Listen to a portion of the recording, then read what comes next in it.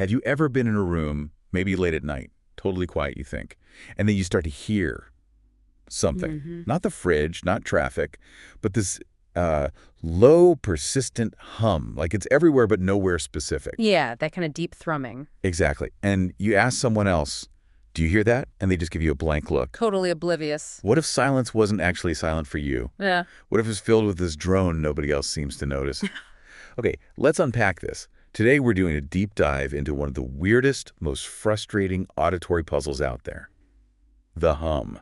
It really is baffling. We've gathered a whole stack of sources, scientific reports, news articles, investigations, personal stories, you name it. A real mix. Our mission is to try and understand this weird global phenomena, this low-frequency noise, why it's so hard to nail down, and, what it might tell us about how we perceive reality itself. What's fascinating here is the hum isn't really one single thing. It's more like a collection of these mysterious sounds people experience. Right. And the core challenge, the really tricky part, is this huge difference in perception. You have the hearers, the people who experience it, and then everyone else who doesn't. Standing in the exact same room. Exactly. It really underscores how individual our senses can be. It's not just noise, it's kind of a testament to that sensory difference. So let's start with the basics. For the people who hear it, what is the hum? How do they describe it? Well, the descriptions are pretty consistent, actually. It's almost always a low-frequency sound like a humming or a rumbling, sometimes a droning noise. Low frequency. Like how low are we talking? Well, there was a study back in 1973 that mentioned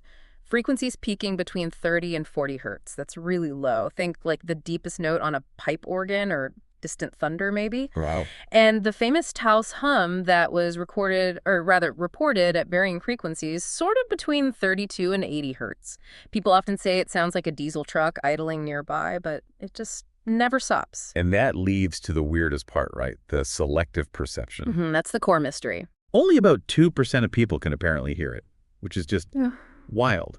2 people, same room, one hears nothing, the other is being driven nuts by this noise. Yeah, it totally messes with our idea of a shared reality, doesn't it? How can that be? So who tends to hear it? Is there a pattern? It seems like middle-aged people are more likely to report hearing it, and interestingly, it affects men and women pretty much equally. And for them, the hearers, it's not just annoying background noise. Oh, absolutely not. It's often way more than just an annoyance. People report real physical symptoms, headaches, feeling nauseous, dizzy spells, major sleep problems. It causes genuine distress. That sounds awful. Yeah. And many say it's worse at night or indoors, maybe because there's less other noise to mask it then. Right, the usual city sounds die down. Exactly. And some even feel it, like a vibration in their body, not just hearing it, and get the soundproofing. Sometimes it makes it worse. Worse. How? Because it blocks out all the other sounds, leaving the hum even clearer, more inescapable. Man, that's rough. If it's causing actual physical symptoms, but others can't hear it, how do people even get help or validation? That's the crux of it, isn't it? This raises an important question. How do you even start investigating something so subjective, something that causes real pain, but you can't easily measure it? It really highlights that gap between personal experience and objective proof. Precisely. And this isn't just in one place, right? It's global. Oh, yeah. Reports come from Australia, Canada, the UK, the US, all over. And it often gets named after the place it's reported most, like the Taos Hum or the Windsor Hum. And how far does it reach? Some hearers report it having a pretty wide range, maybe up to 30 miles, which is around 48 kilometers. Okay, so with that groundwork laid, let's dive into some specific locations, the case files, if you will, starting with maybe the most famous one, the Taos Hum in New Mexico. What's the story there? Right. Taos is iconic. So back in 1993, there were enough complaints from residents that the University of New Mexico and Los Alamos National Lab launched a big investigation. Los Alamos. So serious stuff. Absolutely. They brought in really sensitive audio equipment, the best they had, but nothing. They couldn't record it, couldn't detect it objectively. Despite people clearly hearing it. Despite people clearly hearing it. So it was officially labeled an unresolved mystery.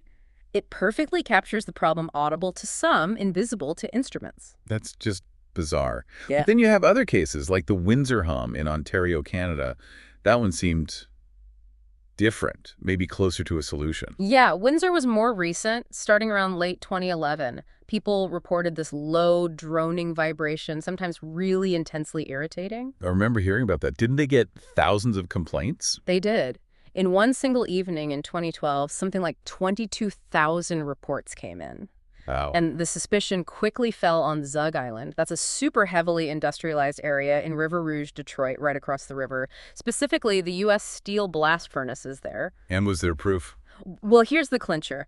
In April 2020, those blast furnaces were shut down, and guess what? The hum stopped. The hums stopped, or at least the reports drastically decreased, strongly suggesting it was coming from those furnaces, a mechanical source. So sometimes it is just industry, but access was an issue, right? Didn't Canada ask the U.S. to investigate? They did. Canadian officials wanted access to Zug Island to investigate properly, but apparently they were denied access by the U.S. authorities or the company. Interesting. So Taos remains a ghost. Windsor seems solved by circumstance. What about other places? Were any sources definitely found? Sometimes, yes. In Auckland, New Zealand, a researcher, Tom Moore, made recordings and simulated sounds around 56 hertz. And in Myrtle Beach, South Carolina, there was that lawsuit against a power company. Right, over a substation. Yeah, near the state's biggest transformer. The couple claimed the hum hit 64.1 decibels inside their house, vibrating the structure. That's like having a loud conversation constantly running. Okay, so plausible sources there. Any definite solves? Yeah, in Germany, actually. Frankfurt and Darmstadt in 2021. Investigations there found faulty air conditioning units, a bad heat pump, and even issues with noise protection measures on power plants. So sometimes it is mundane stuff. But not always straightforward. What about places like Kokomo, Indiana? Kokomo was tricky. They identified some initial sources, I think, related to industrial fans, but reports of the hum continued even after those were addressed. And West Seattle. I heard something about a fish there. Ah, yes, the fish theory.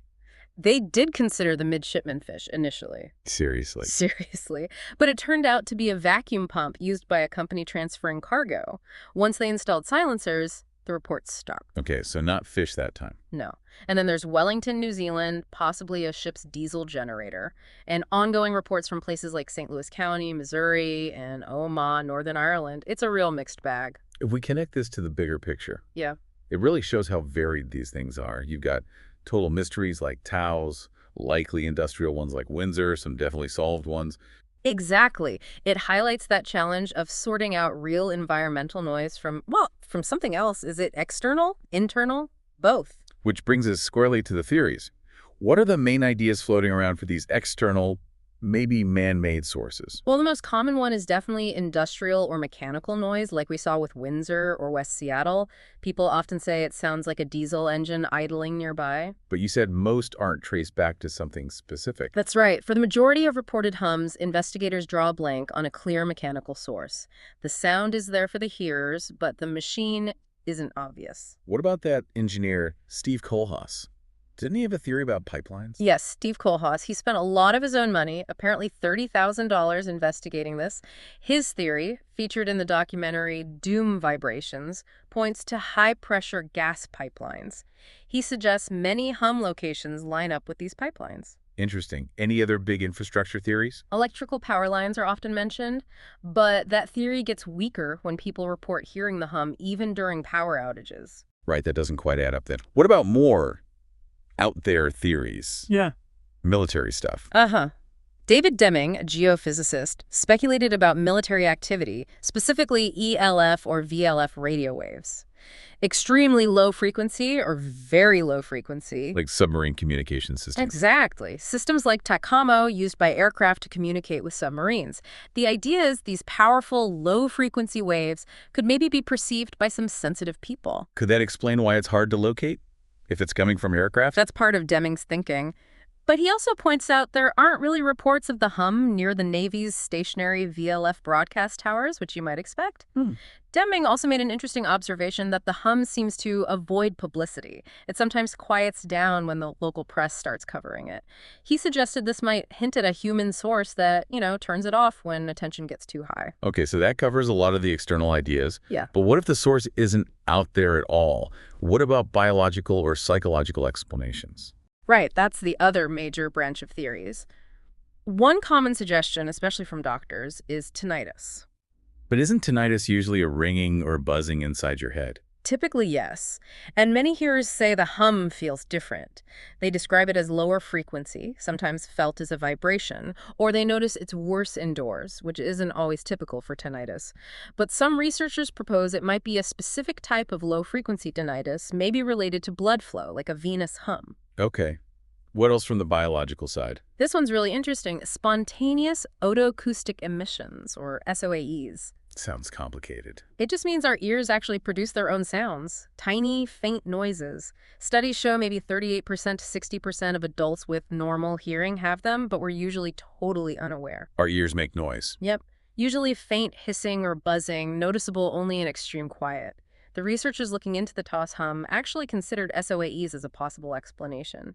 It's a reminder our bodies aren't silent internally. Wow. So if our ears can make noise, maybe some people are just more aware of it. That ties into another theory from David Bagley at Addenbrooke's Hospital. He suggests maybe only a third of these cases are purely down to an external sound. He thinks the other two-thirds might involve people becoming hyper-focused on normal, innocuous background sounds. So like tuning in too much. Yeah. Developing overly sensitive hearing. Kinda, yeah. He's careful to say most cases are still unexplained, but he acknowledges, quote, "When you look at the vast number of people who say they hear it, it's obvious that there's something going on.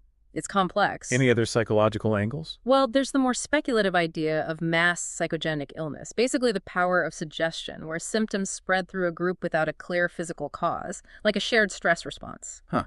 Okay, so I've got external machines, internal biology, psychology. What about just plain nature, animals? The Earth itself? Definitely considered. We mentioned the midshipman fish in West Seattle and Sausalito. Their mating calls can create hums in specific circumstances. A sonic fish. I like that. Right. But it didn't fit for West Seattle being too far inland. Then there was that pretty out there theory from 1973 about the jet stream causing friction amplified by power lines. It was called? Absolute nonsense by an acoustics expert at the time. So probably not the jet stream. Fair enough. What about the ground itself? Seismic activity? Subtle tremors or tectonic movements are sometimes proposed. It's plausible in theory, maybe low-frequency vibrations traveling through the ground, but there's no strong, direct evidence linking specific hums to specific seismic events consistently. Here's where it gets really interesting. Yeah. The sheer number of possibilities. From faulty air conditioners to secret military ways to our own ears making noise, and yet so many cases, like Taos, just remain unsolved. It's genuinely perplexing. You know, after reading all this, I swear I'm hearing a low hum right now. Huh. See? It gets in your head. Which actually leads to the question of coping. If you do hear it, what can you do? Right. Is there any treatment? David Bagley's research, the audiologist we mentioned, looks at psychological approaches, relaxation techniques, trying to minimize the distress it causes. Apparently that can help quieten it for some people. And Jeff Leventhal, another expert, suggested cognitive behavioral therapy, CBT. Not to stop the noise itself necessarily, but to help people change how they react to it, how they think about it, reducing the anxiety around it. Makes sense. Frame it differently. Yeah. And it's clear this whole thing has captured the public imagination, hasn't it? It keeps popping up in culture. Oh, definitely. It was on Unsolved Mysteries. Live Science listed it in their top 10 unexplained phenomena. BBC Radio 4 did a show. The X-Files, of course, had an episode back in '98 where Mulder blamed ELF waves for something like the Taos Hum. Classic Mulder. Right. Then Criminal Minds used it as a plot device for Mania in 2018. There's Jordan Tannehill's novel, The Listeners, which just got turned into a BBC series this year. Even cartoons like American Dad had a hum episode. And music too, right? About the Windsor Hum. Yeah, Dan Griffin, a Canadian musician, has a song called The Hum, and the band Proto-Martyr has one too, both inspired by Windsor. Plus that documentary film, Zug Island. It clearly resonates, this idea of an unseen, unheard force. So what does this all mean? At the end of the day, the mystery of the hum persists. It's this really compelling reminder of how subjective reality can be, how little we might understand about our own senses and just the hidden weirdness of the world around us. What one person experiences so intensely and others completely unaware of. It really drives home how different our personal realities can be. It really does. The hum forces us to question what we consider real. It's measurable, objective versus what's deeply felt, experienced. It highlights that blurry line between an external thing in the environment and the incredibly complex, sometimes baffling way our own minds and bodies work. Yeah. Maybe the biggest mystery isn't just where the sound comes from, but the sheer variation in how humans perceive the world. It makes you wonder, what else might be out there? What other unseen forces or unheard frequencies could be affecting people, or even us, in ways we don't even realize? That's a fascinating thought to end on. Thank you for joining us on this deep dive into the strange world of the hum. Stay curious, everyone, and keep exploring the fascinating world around you.